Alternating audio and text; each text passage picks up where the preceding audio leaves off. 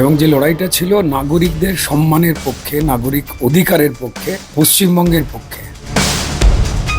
দল আমাকে পুরনো আসল যে মাটি, যে শিকড়, হাওড়া শিবপুর, সেখানে প্রার্থী হওয়ার সুযোগ দিয়েছে। 2018 সাল থেকে হাওড়া পুরসভা কর্পোরেশন বন্ধ। যারা তৃণমূলকে ঢেলে ভোট দিয়েছিলেন, বিশ্বাস করেছিলেন, তাদের মিথ্যে কথাকেও তারা সত্যি ভেবে বরাবর ভোট দিয়ে গেছেন, তাদেরও তৃণমূল ঠকালো। তৃণমূলের অন্যায় অত্যাচারের সঙ্গে যারা সহমত পোষণ করবেন না, অর্থাৎ লুটছে ভালো, আমি মুখ বন্ধ করে রেখে দেবো, নাহলে আমার জীবন জীবিকা চলে যাবে, এই ভয়েতেই তো লোকে তৃণমূলের পক্ষ নিয়েছিল। অনেক লড়াইয়ের পর এটা জয়ের হাসি বলতে হয়। এই মুহূর্তে আমার সঙ্গে রয়েছে রুদ্রনীল ঘোষ। দাদা, যেটা বলে শুরু করলাম যে অনেক লড়াইয়ের পর একটা জয়ের হাসি, কি বলবে, শুরুটা কিভাবে করতে চাইছে? দেখো, লড়াই তো সবারই থাকে, ঠিক তেমনই লড়াই ছিল। তবে এই লড়াই ছিল বেসিক্যালি অন্ধকারের বিরুদ্ধে, সন্ত্রাসের বিরুদ্ধে, অমানবিকতার বিরুদ্ধে, এবং যে লড়াইটা ছিল নাগরিকদের সম্মানের পক্ষে, নাগরিক অধিকারের পক্ষে, পশ্চিমবঙ্গের পক্ষে।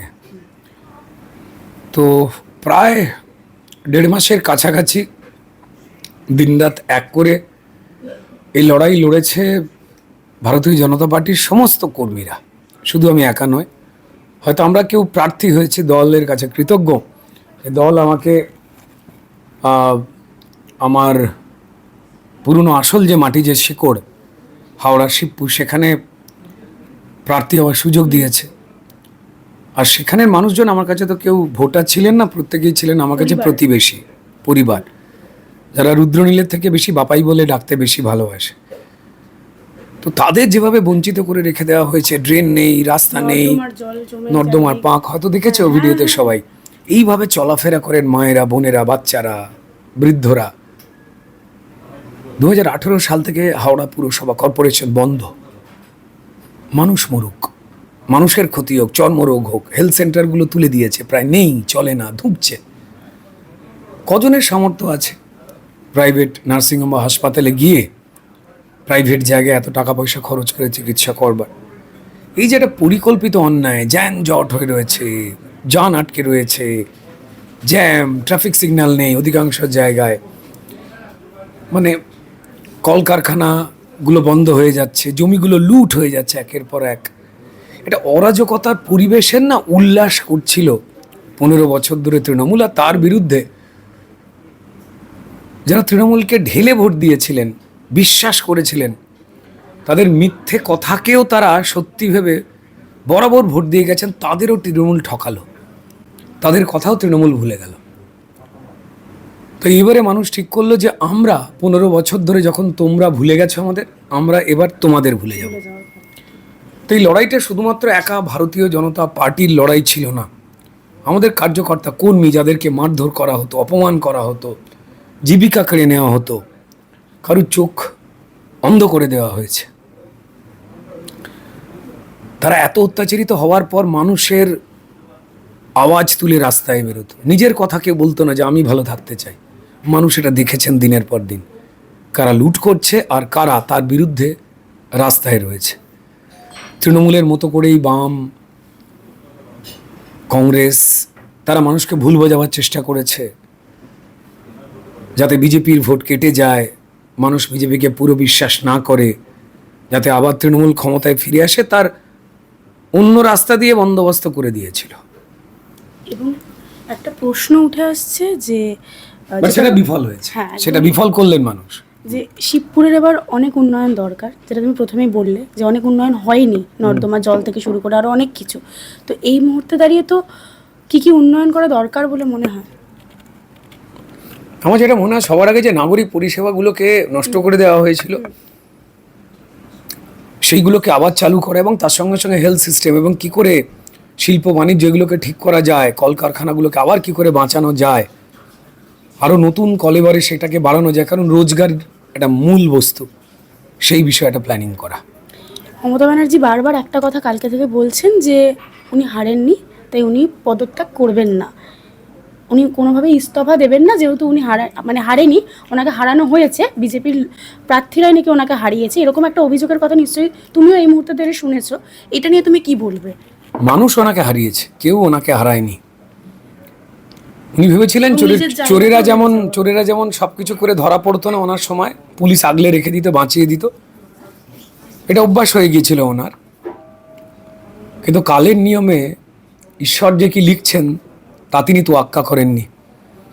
আপনি বলুন না, মানুষের যারা ক্ষয়ক্ষতি করেছে ক্রমাগত, চাকরি বাকরি, চাল ডাল, আবাস লুট করেছে, বেকারগুলোকে লাইনে দাঁড় করিয়েছে, মাস্টার ডিগ্রির এই চোখের জলগুলো তো জমা হয়।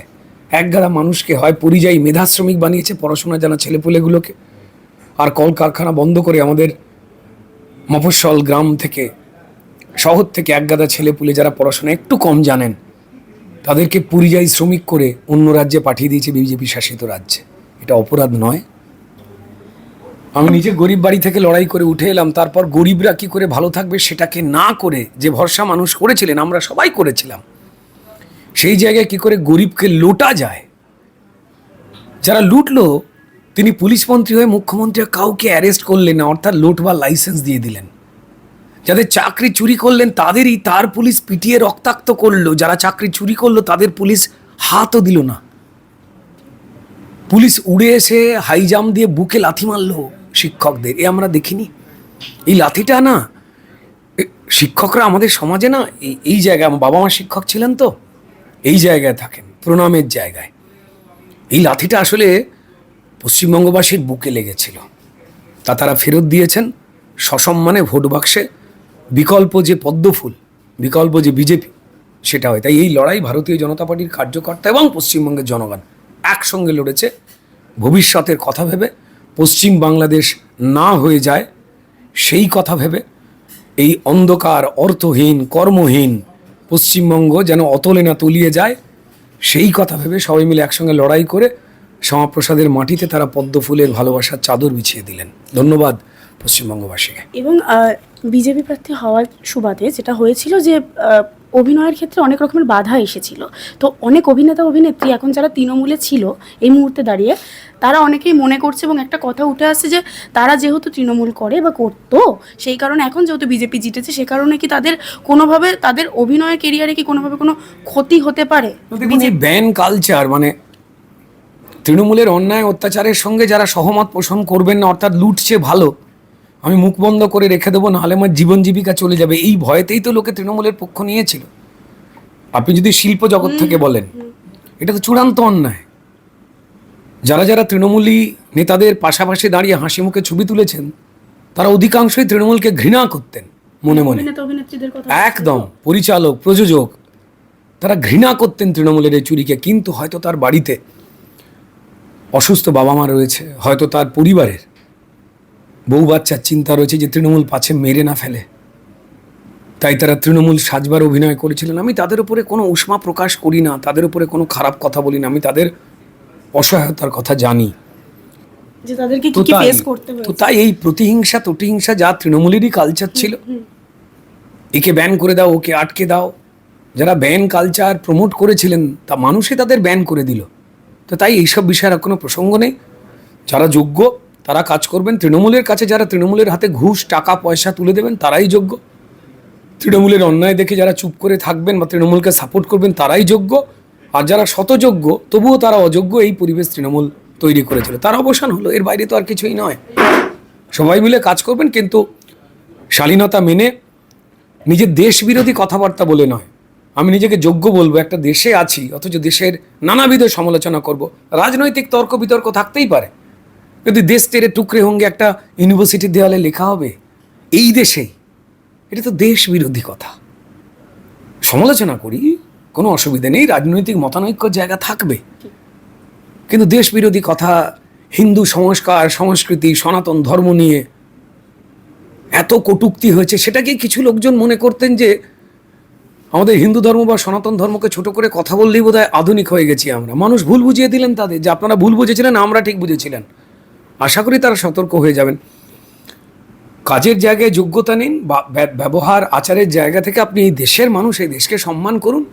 অধিকাংশ নাগরিক আমার এই পশ্চিমবঙ্গে তারা যে ধর্মের মানুষ সেই ধর্মকে সম্মান করুন, বাকি অন্যান্য যে ধর্মগুলো ছোট ছোট রয়েছে সবাইকে সমান সম্মান দিন, তবেই তো আমরা যোগ্য। আমি যোগ্য একজন ইঞ্জিনিয়ার, অথচ আমি অফিসে ঢুকছি, আমি এতই যোগ্য, দারুণ ব্রিলিয়ান্ট রেজাল্ট করেছি বলে আমি হাফ প্যান্ট পরে স্যান্ডো গেঞ্জি পরে সিগারেট খেতে খেতে সিজ দিয়ে অফিসে ঢুকবো, এটা তো হয় না। স্বাধীনতা মানে আমি কতটা করতে পারবো না সেই সম্পর্কে সম্যক জ্ঞান। আমার মনে হয় মানুষ যে দিব্য দৃষ্টি খুলে দিয়েছেন, যে বামেরা, কংগ্রেস বা তৃণমূল যে অপপ্রচার করেছিলেন তার বিরুদ্ধে মানুষ বুড়ো আঙুল দেখিয়ে দিয়েছেন। আশা করি তারা নিজেদের ভুল শুধরে নেবেন এবার। ভোটের রেজাল্টের পর কি দেবদার সাথে কোনোভাবে কথা হয়েছে? হ্যাঁ হয়েছে, ও কালকেই ফোন করেছিল, শুভেচ্ছা জানালো, ইন্ডাস্ট্রি নিয়ে অনেক কথাবার্তা হলো। দেখুন, মতামতের তফাৎ থাকতে পারে, সেটাই খুব স্বাভাবিক, এই স্বাধীনতাটাই খুব কাম্য। ভারতবর্ষে 20টি রাজ্যে এখন 21টার মতো হয়ে গেল লুটপাটহীন ভোটে ভারতীয় জনতা পার্টিকে হিন্দু মুসলমান সবাই মিলে নিয়ে এসেছে। কোথাও শুনেছেন যারা অপোজিশন তাদের ধরে ধরে তৃণমূলের মতো তারা মারছে, হত্যা করছে? কোথাও? এটা কোন কালচার? তো তাই সবাই একসঙ্গে থাকুন, এই রাজ্যটাকে ভালোবেসে, এই মাটিটাকে ভালোবেসে, এই দেশটাকে ভালোবেসে থাকুন। আর আমার দেশের মাটির মূল যে পরম্পরা, যে সংস্কার, সনাতনী যারা রয়েছেন তাদের আঘাত দেবেন না যারা মেজরিটি। মমতা বন্দ্যোপাধ্যায় বলেছিলেন না যে যে একটা অংশ আছে তারা যদি খেপে যায় কি হতে পারে? তিনি সংখ্যালঘু যে মুসলমান সম্প্রদায় তাদেরকে ইন্ডিকেট করে কথাটা বলেছিলেন, আর তার বদলে একটা সম্প্রদায় প্রমাণ দিয়ে দিল যে তারা জেগে উঠলে এই মাটির ভালোর জন্য, আলোর পক্ষে তারা কি করতে পারে। এবং কালকে অনেকেই দেবদাকে চোর চোর বলে একটা জায়গাতে করেছে, এবং সেইটার পরে আজকে দেখলাম দেবদা পোস্ট করেছে যে রাজনীতি নিয়ে আমি আর কিছু করতে চাই না বা কিছু বলতে চাই না। সেটা নিয়ে কি বলবে? না না, এই বিষয়টা দেববার আজ কাউকে এই ধরনের একে কাদা মাখা, ওকে চোর বলা, এগুলো ওদেরকে বলেনি। ওরা যে লুটেরা দলের পক্ষে এমএলএ হয়ে পড়েছেন বা এমপি হয়ে পড়েছেন, সেই দলটাকে উদ্দেশ্য করে বলা, এটা ওরাও জানেন। এই ঘটনাটা দুঃখ লেগেছে, কিন্তু কি করা যাবে, মানুষকে যারা লুট করেছে তাদের জামা যদি কেউ গায়ে পরে থাকে কিছু তো করার নেই। আমি যে এলাকায় থাকি সেখানে যদি খুব মশা থাকে আমাকে তো সারাক্ষণ মারতেই হবে না। আমার মনে হয় যে আমার বন্ধুরা ভালো, তারা নিশ্চয়ই এই সমস্ত থেকে বেরিয়ে আসবে, তারাও জানেন যে মানুষ কি চায়। শেষ করবো, দর্শকদের কি বলবে? ভালো থাকতে চলুন সবাই মিলে একটা বিকশিত পশ্চিমবঙ্গ গড়ি। যে অন্ধকারে পশ্চিমবঙ্গকে ডুবিয়ে দেওয়া হয়েছিল সেখান থেকে ঠিক হতে সময় লাগবে। যেমন আমরা অসুস্থ হয়ে গেলে সুস্থ হতে একটু নিয়ম মেনে চলতে হয়, সবাই মিলে যাতে চলি, একটা শান্তির পরিবেশ বজায় রাখি। নিশ্চয়ই পশ্চিমবঙ্গ কবির ভাষায় সোনার বাংলা নিশ্চয়ই হবে। টলিউডের লেটেস্ট আপডেট, গসিপ ও এক্সক্লুসিভ ইন্টারভিউ দেখার জন্য এখনই সাবস্ক্রাইব করুন সিটি সিনেমার ইউটিউব চ্যানেল আর ফলো করুন আমাদের ফেসবুক, ইনস্টাগ্রাম ও হোয়াটসঅ্যাপ চ্যানেল।